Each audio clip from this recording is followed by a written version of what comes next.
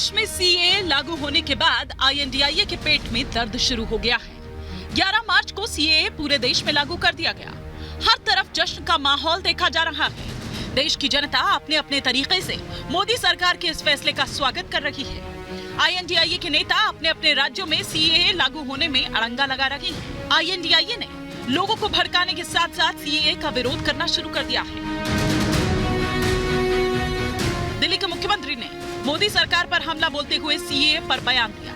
उन्होंने कहा कि वोट बैंक के लिए बीजेपी सीएए लाई है। इस फेहरिस्त में दिल्ली के सीएम अकेले नहीं हैं। बंगाल, कर्नाटक, केरल और तमिलनाडु के मुख्यमंत्री ने भी सीएए का विरोध किया है।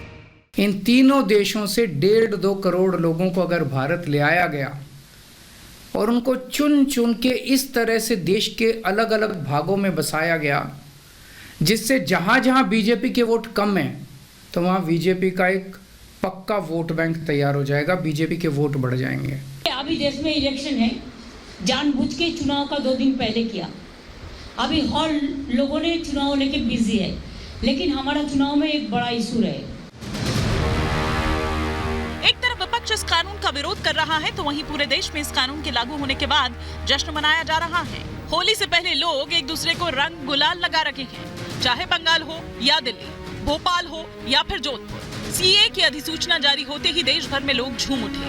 लोग मोदी मोदी के नारे लगाते हुए प्रधानमंत्री और अमित शाह के इस फैसले का स्वागत कर रहे हैं। Bureau report, Republic Bharat.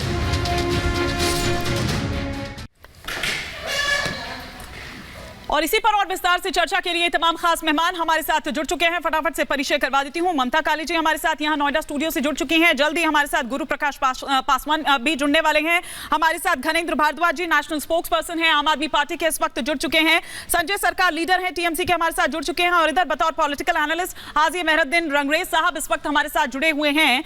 लेकिन सबसे पहले मैं यहाँ पर जरा रुक करना चाहूंगी घनेंद्र भारद्वाज जी का, कि घनेंद्र भारद्वाज जी बड़े अग्रेसिव नजर आ रहे थे सुबह प्रेस कॉन्फ्रेंस जबकि अरविंद केजरीवाल ने। आपके मुख्यमंत्री इतने एग्रेसिव जो नजर आ रहे हैं, इसके पीछे की स्ट्रैटेजी क्या है?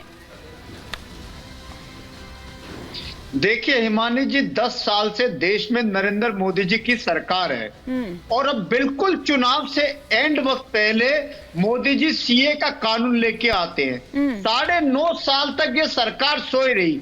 आज देश के सामने बहुत बड़े मुद्दे, देश के सामने महंगाई एक बहुत बड़ा मुद्दा है। आज महंगाई की मार के नीचे देश में गरीब आदमी का जीना मुश्किल हो गया। गरीब आदमी रोज मर रहा है। बेरोजगारी की हालत ये कि जो नौजवान है, 42% बेरोजगारी नौजवानों में, जो ग्रेजुएट बेरोजगार है उनकी 65% बेरोजगारी है। उनकी बेरोजगारी और महंगाई दूर करने के लिए सरकार कुछ नहीं कर रही। महिलाओं पे अत्याचार करते हैं। भ्रष्टाचार का आलम ये है कि मोदी जी कह रहे हैं कि जिसको भ्रष्टाचार करना है भारतीय जनता पार्टी में आओ, उनको भ्रष्टाचार करो, भ्रष्टाचार करने का लाइसेंस मिल जाएगा। और दूसरी तरफ सीए जैसा कानून लाके देश के लोगों को तो आप रोजगार दे नहीं पा रहे, देश में तो महंगाई कम कर नहीं पा रहे, देश के गरीबों को तो आप घर दे नहीं पा रहे। आप कह रहे हो कि बाहर से लोग लेके आएंगे, को बताएंगे। नहीं, लेकिन तो आप जो लोगों को बता रहे हैं कि जैसे बॉर्डर खोल दिए जाएंगे, 1.5 करोड़ से ज्यादा की आबादी, जो भीड़ है वो एकदम ऐसे अंदर आ जाएगी और एकदम ऐसे हालात हो जाएंगे, क्या वाकई इस तरह का होने वाला है जिस तरह से आप बताने की कोशिश कर रहे हैं?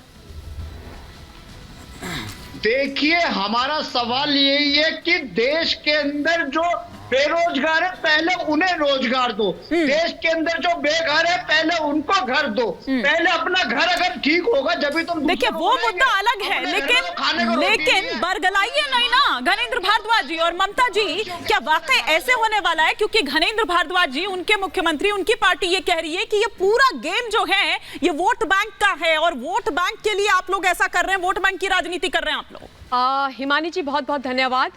झूठ बोलने में एक्सपर्ट, झूठ फैलाने वाली कंपनी के सीईओ, भ्रष्टाचार के पर्यायवाची, घुसपैठियों के मसीहा माननीय सम्माननीय अरविंद केजरीवाल जी ने जिस प्रकार से आज प्रेस वार्ता के माध्यम से एक बार फिर से देश को बरगलाने के लिए सीएए के नाम पर झूठ बोला है, तो पहले मैं ये बता देना चाहती हूँ केजरीवाल जी को, पूरा देश तो जानता है कि सीएए के माध्यम से भारतवर्ष के किसी भी नागरिक की नागरिकता ली नहीं जाएगी। ये नागरिकता देने का कानून है, पहली बात। दूसरी बात, ये बोल रहे हैं कि ये गरीब लोग अगर इस देश के अंदर आएंगे तो इस देश के अर्थव्यवस्था छिन्न भिन्न हो जाएगी, हमारे ऊपर आर्थिक तौर से वो बोझ बन जाएंगे। वो इस देश के मूल के लोग हैं जिनको उनका ये हक सदियों पहले मिल जाना संसाधन चाहिए। तो लिमिटेड है, वो ये कह रहे हैं संसाधन उतने नहीं है, महंगाई, बेरोजगारी, ये तमाम मुद्दे गिनवा रहे हैं वो। हिमानी जी मुझे बस 30 सेकंड्स और दीजिए। हाँ। इन्होंने ये बात बोली। अब मैं ये पूछना चाहती हूँ मिस्टर केजरीवाल से साफ साफ शब्दों में कि रोहिंग्याओं को जो आपने ममता बनर्जी के साथ इस देश के अंदर बसा करके रखा हुआ है, क्या वो अरबपति खरबपति हैं, मिलियनियर बिलियनियर्स हैं? क्या उन्होंने इस देश के अंदर आकर के फैक्ट्रीज लगा दी, इस देश की अर्थव्यवस्था के अंदर इजाफा कर दिया, इस देश के अंदर क्या उन्होंने रोजगार उत्पादित कर दिया? नहीं ना।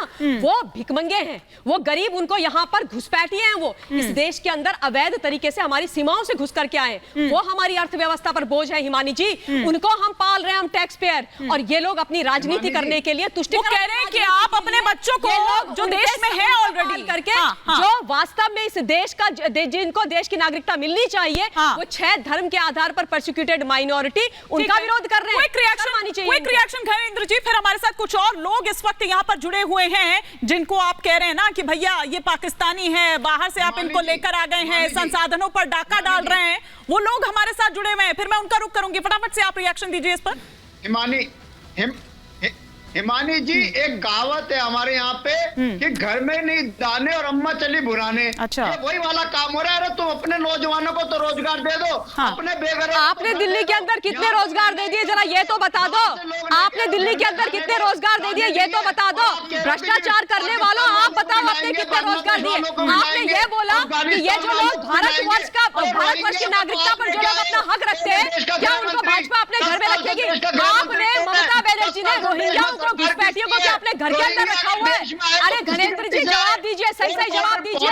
वो इस देश के मूल निवासी गरीब है, तो आप लोगों की आंखों में चुभ रहे हैं।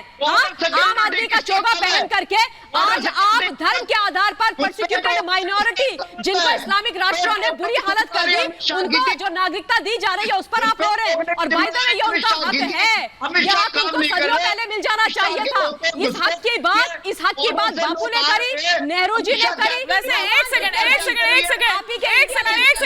ममता जी, आपको भी रोक रही हूँ, घरेंद्र भारद्वाज आपको भी रोक रही हूँ। इससे पहले कि मैं उन लोगों का रुख करूं, एक आंकड़ा तुरंत आपको दे देती हूँ, फटाफट से दे देती हूँ, क्योंकि घरेंद्र भारद्वाज जी अभी बता रहे थे वो बेरोजगारी का जो राष्ट्रीय औसत है वो है 4.4%। और अगर दिल्ली में राष्ट्रीय औसत की बात करें, औसत से ज्यादा है बेरोजगारी। दिल्ली में बेरोजगारी दर 5.1% है घनेंद्र भारद्वाज जी, और पुरुषों की बेरोजगारी दर 5.1 और महिला बेरोजगारी दर की अगर बात करूं तो ये 6% है। कुछ लोग इस वक्त मेरे साथ मौजूद हैं जिनके लिए घनेंद्र भारद्वाज जी, उनके मुख्यमंत्री जी, पाकिस्तानी संसाधनों पर डाका डाल देंगे, हमारा हक छीन रहे हैं। ऐसे ही कुछ लोग इस वक्त हमारे साथ बैठे हुए हैं। सबसे पहले तो मैं ये समझना चाहूंगी कि आज सुबह जब दिल्ली के मुख्यमंत्री प्रेस कॉन्फ्रेंस कर रहे थे, आपने सुना क्या कुछ कहा उन्होंने?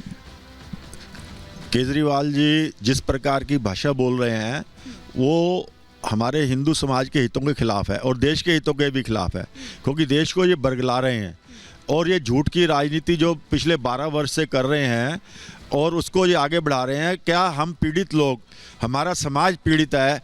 आज दिल्ली में इन्होंने हमारे एक भी व्यक्ति को रोजगार दिया क्या? और रोहिंग्या जो घुसपैठी हैं जिन्होंने बर्मा के अंदर सैकड़ों हिंदुओं को जो है हत्या करी, उनको जो है ये पाल रहे हैं। सरिता बिहार के अंदर जो खादर की भूमि है उनको बसने के लिए दी हुई है, झुग्गियों में आग लगी, उनकी झुग्गियाँ बनाई गई, उनको जो है पैसा दिया गया, उनके यहाँ डॉक्टर बैठता है, उनके यहाँ सफाई होती है, उनके बच्चों की जो है पढ़ाई की देखभाल की। हमारे एक भी बच्चे को क्या किसी ने किसी स्कूल में दाखिला दिया?